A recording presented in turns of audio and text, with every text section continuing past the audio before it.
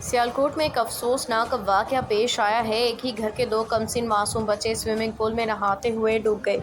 तफसीलात के मुताबिक सियालकोट शहर मोहल्ला हयातपुरा बिल्लू मेहर वाली गली की रिहायशी हैं, जहां एक ही घर के दो बच्चे स्विमिंग पूल में नहाते हुए जाम भाग हो गए हैं। बच्चों की शिनाख्त मोहम्मद हुसैन उमर और मोहम्मद हन्नान से हुई है। इन दोनों की उम्र 9 और 10 साल के करीब बताई जा रही है। ये वाकया अमनाबाद रोड सब्जी मंडी के करीब पेश आया। स्विमिंग पूल सियालकोट के थाना सदर की हदूद में आता है। थाना सदर को इत्तला मिलते ही पुलिस मौके पर पहुंच गई, कार्रवाई शुरू कर दी।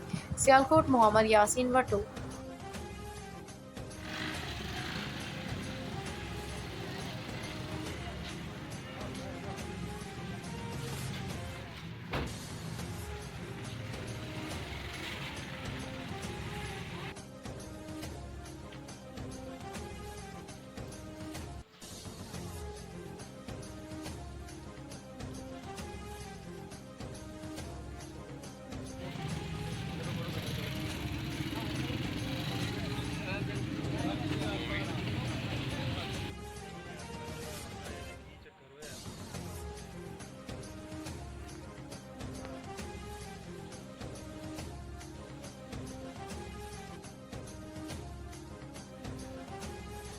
चेहरा छोड़